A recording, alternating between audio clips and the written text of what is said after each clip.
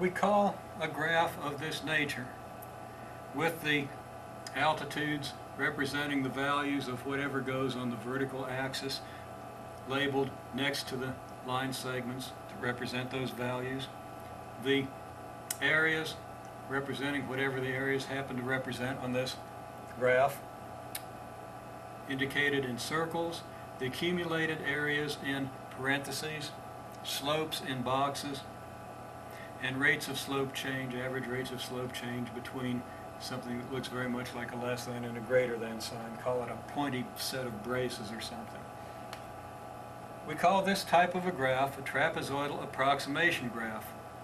We use this terminology because we have approximated this curve with a series of trapezoids. The area under the curve corresponding to the area of the trapezoids. The slopes of the curve approximated by the slopes of the trapezoids. On such a graph, the function value, whatever it is that we're graphing here, is represented by the height of the graph. The integral of the function, whatever the integral represents, is represented by the area of the graph. In the case of this graph, again, the area represents average velocity times width, or the approximate distance traveled corresponding to each trapezoid. The derivative corresponds to the slope. In this case, that corresponds to the rate at which velocity changes.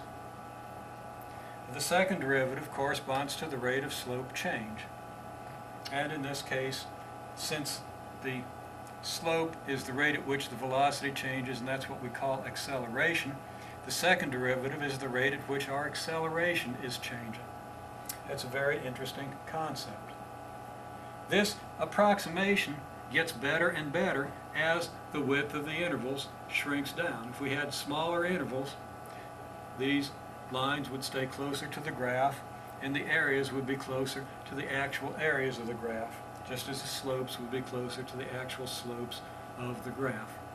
But this graph gives us a trapezoidal approximation to the slopes and areas under the curve, whatever A, B, and C are, for a quadratic velocity function. We'll also notice, as a side comment, that if we use 13, 11, and 27 as depicted here as 3 points and fit a quadratic to it, we don't quite get 17 at t equals 6. We get 15 2/3. So this isn't really a completely accurate representation of numbers that we would get from a perfect quadratic function. We would change that 17 to 15 2/3, but we use the 17 for ease of calculation here.